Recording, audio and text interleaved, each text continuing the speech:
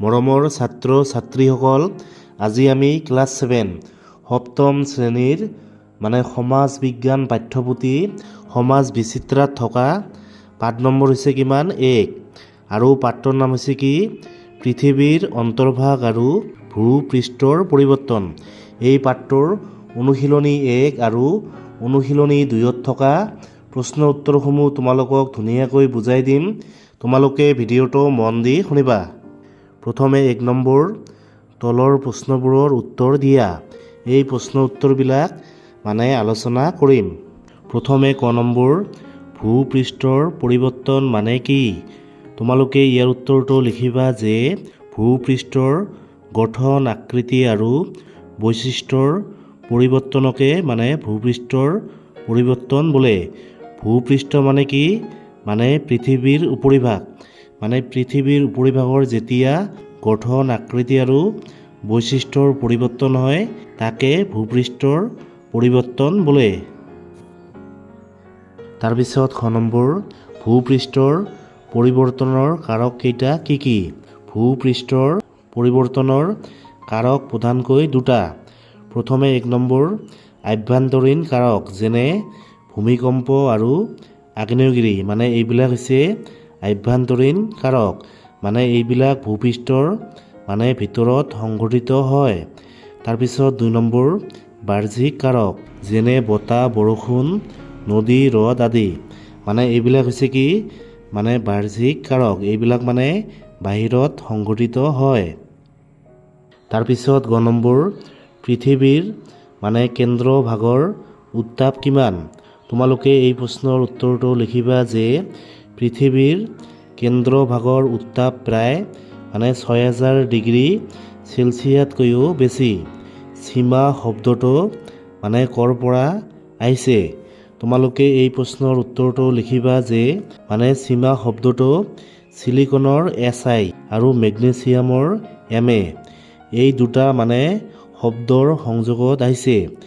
ই পৃথিৱীৰ অন্তৰ্ভাগৰ গুৰুমণ্ডলৰ স্তৰটো বুজায়। তোমালোকে এই প্ৰশ্নৰ উত্তৰটো এনেকৈ লিখিবা। তাৰপিছত 2 নম্বৰ পৃথিৱীৰ উপৰিভাগৰ পৰা কেন্দ্ৰলৈ কেইটা স্তৰ আছে?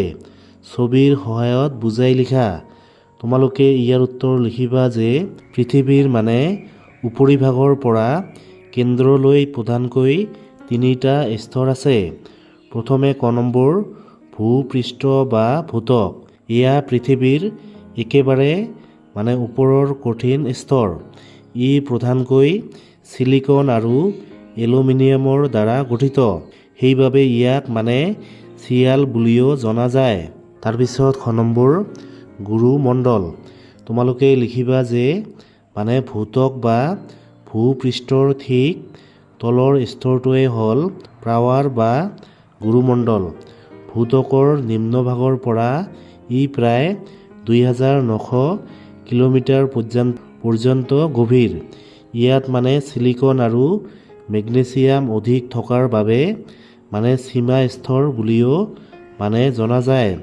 ভূপৃষ্ঠ বা ভূত্বকৰ পিছৰ স্তৰটো হৈছে কি গুৰুমণ্ডল। তাৰপিছত গ নম্বৰ কেন্দ্ৰমণ্ডল। তোমালোকে লিখিবা যে গুৰুমণ্ডলৰ নিম্নভাগৰ পৰা পৃথিৱীৰ কেন্দ্ৰলৈ বিয়পি থকা অংশটোৱেই কেন্দ্ৰমণ্ডল। লৌ আৰু নিকেলৰ দ্বাৰা গঠিত বাবে ইয়াক নিফে বুলিও জনা যায়। তোমালোকে এইবিলাক মনত ৰাখিবা। এইবিলাক আমি ছবিত বুজিম। এইখন হৈছে আমাৰ কি পৃথিৱী। এইখন হৈছে পৃথিৱীৰ উপৰিপৃষ্ঠ, কি কয় ভূত্বক বা ভূপৃষ্ঠ। এইখন প্ৰায় 20 কিলোমিটাৰ ডাঠ। ইয়াৰ পৰা এইটোক কি কয় গুৰুমণ্ডল। তাৰপিছত গুৰুমণ্ডলৰ পৰা কেন্দ্ৰলৈ, পৃথিৱীৰ কেন্দ্ৰলৈ এইখনক কি কয় কেন্দ্ৰমণ্ডল। ইয়াক আৰু 2টা ভাগত ভগোৱা হৈছে। এইখনক কি কয়? এইখনক কয় বহি কেন্দ্ৰমণ্ডল আৰু একেবাৰে ভিতৰৰখনক কি কয় অন্ত কেন্দ্ৰমণ্ডল। তোমালোকে কিতাপত এইখন ভালদৰে পঢ়িবা। তাৰপিছত 3 নম্বৰ পৃথিৱীৰ আভ্যন্তৰীণ কাৰক বুলিলে কি বুজা?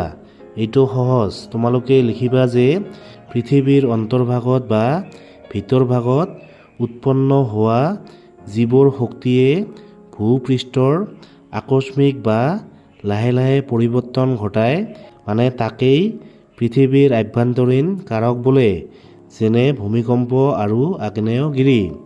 তাৰপিছত 4 নম্বৰ, ভূমিকম্প কি?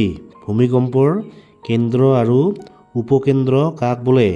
তোমালোকে এই প্ৰশ্নৰ উত্তৰটো লিখিবা যে পৃথিৱীৰ খোলাটো বা ভূপৃষ্ঠ 7খন মানে ডাঙৰ ফলকত বিভক্ত।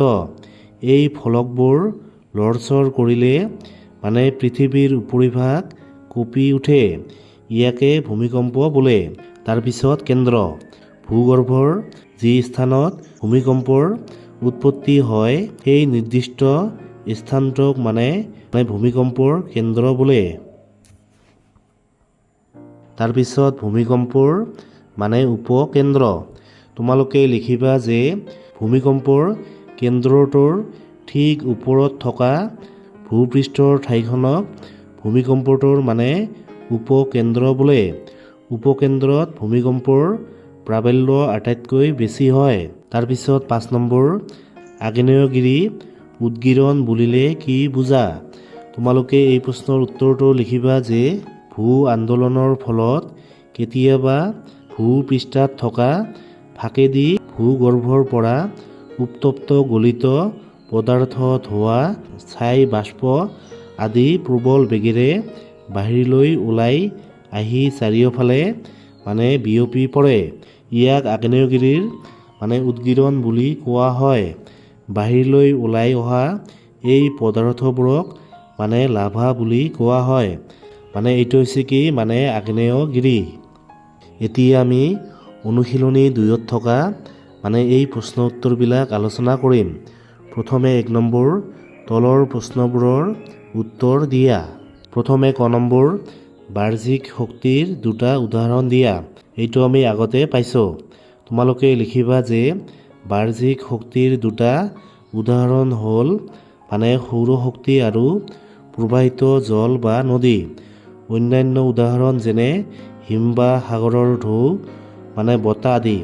তোমালোকে মানে যিকোনো মানে 2টা লিখিলেই হ'ল। তাৰপিছত খ নম্বৰ, ক্ষয় কাৰ্য কেই প্ৰকাৰৰ আৰু কি কি? ক্ষয় কাৰ্য সাধাৰণতে 2 প্ৰকাৰৰ। প্ৰথমে ক নম্বৰ, বিচূৰ্ণী ভৱন। তোমালোকে লিখিবা যে বিচূৰ্ণী ভৱন প্ৰক্ৰিয়াই মানে ভূপৃষ্ঠৰ কঠিন মানে শিলাস্তৰবোৰ ভাঙি ছিঙি চূৰ্ণ বিচূৰ্ণ কৰে আৰু সেই পদাৰ্থবোৰ নদী, বৰষুণ, বতাহ আদিয়ে এঠাইৰ পৰা আন ঠাইলৈ কঢ়িয়াই নিয়ে। তাৰপিছত খ নম্বৰ, মানে ক্ষয়ী ভৱন মানে বাহ্যিক কাৰকৰ দ্বাৰা শিল, বালি আদি ক্ষয় হোৱা কাৰ্যক মানে ক্ষয়ী ভৱন বোলে। তাৰপিছত গ নম্বৰ, অৱক্ষেপন বুলিলে কি বুজা? মানে নদী, বতাহ বা হিমবাহে কঢ়িয়াই অনা শিল, বালি আদি যেতিয়া ধীৰ গতি বা মানে বাধাৰ সৃষ্টি হোৱাৰ ফলত কোনো এঠাইত জমা হয় তাকে অৱক্ষেপন বোলে। অৱক্ষেপন মানে হৈছে কি মানে নদ নদী বা বতাহে যেতিয়া এঠাইৰ পৰা শিল, বালি আদি আনি মানে কোনো এটা ঠাইত জমা কৰে সেইটোকে কি কয়?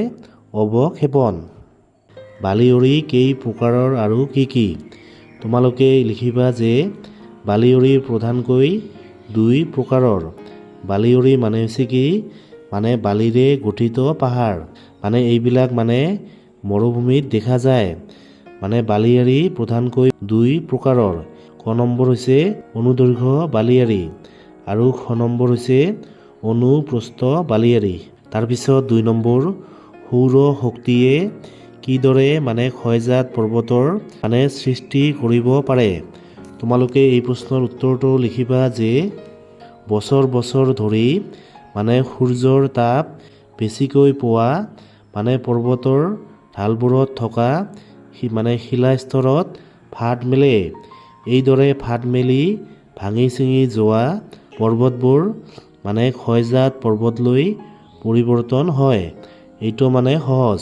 মানে সূৰ্যৰ তাপত যেতিয়া পাহাৰবোৰ মানে ফাট মেলে বা ভাঙি চিঙি যায় তেতিয়া মানে কি মানে ক্ষয়জাত পৰ্বতৰ মানে সৃষ্টি হয়।